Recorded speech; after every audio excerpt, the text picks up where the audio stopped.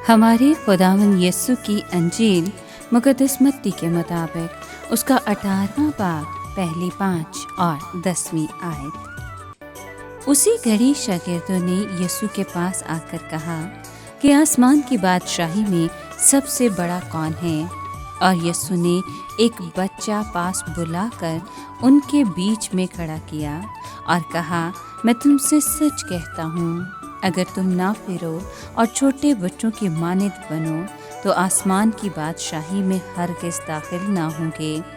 बस जो कोई अपने आप को इस बच्चे की मानद छोटा बनाए वही आसमान की बादशाही में सबसे बड़ा है। और जो कोई मेरे नाम पर ऐसे बच्चों को कबूल करे मुझे कबूल करता है।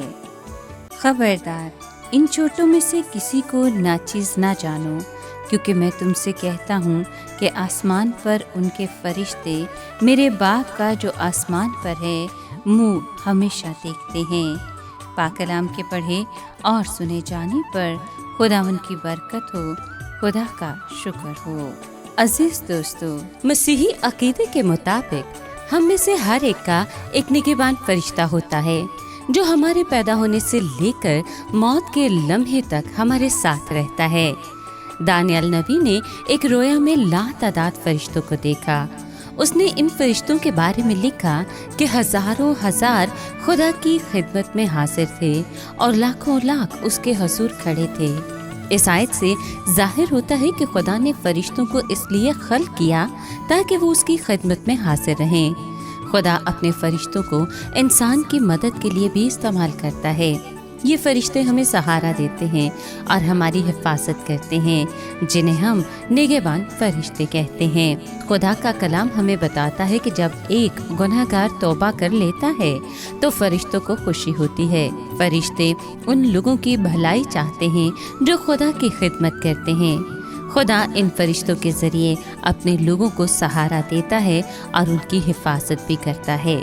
सदूम और अमूरा के शहरियों की बदकारी की वजह से खुदा उनको तबाह करने वाला था, इसलिए दो फरिश्तों ने खुदा के नबी लूत और उसकी बेटियों को शहर से निकलने में मदद दी। दानियल नबी को शेरों की मांद में फेंक दिया गया, लेकिन उसको किसी किस्म का नुकसान नहीं पहुंचा। ये कैसे मुमकिन था?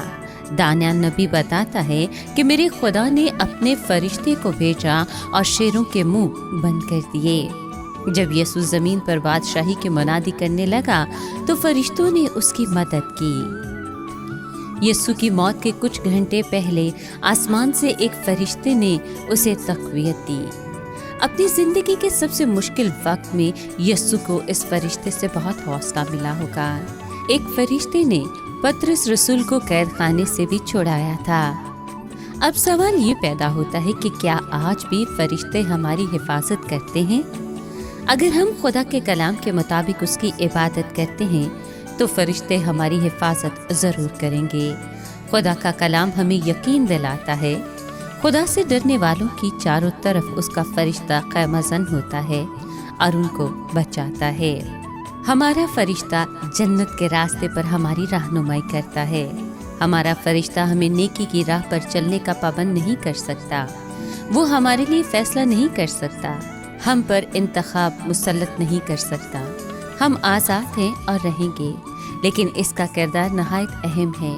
एक खामोश और काबिल एतमाद मुशीर के तौर पर हमारा फरिश्ता हमारे साथ रहता है, हमें बेहतरीन मशवरा देने की कोशिश करता है, हमें सही रास्ता बताने, निजात हासिल करने और जन्नत के मुस्तहिक होने और सबसे बढ़कर अच्छे लोग और अच्छे मसीही बनने में हमारी मदद करता है। जब हम छोटे होते हैं तो इन फरिश्तों पर हमारा ईमान ज़्यादा होता है, लेकिन जब हम बड़े होते हैं तो आहिस्ता आहिस्ता हम इन पर एतमाद करना कम कर देते हैं। लेकिन याद रखें कि हमारा फरिश्ता हमें कभी भी नहीं छोड़ता। हाँ, हम जिंदगी के किसी भी हिस्से में क्यों ना हो, इस जिंदगी में भी और अगली जिंदगी में भी हमारे साथ रहता है। हम जान लेंगे कि हम इन पर भरोसा कर सकते हैं, इन पोशीदा और ख़ास दोस्तों पर जो हमें कभी तन्हा नहीं छोड़ते।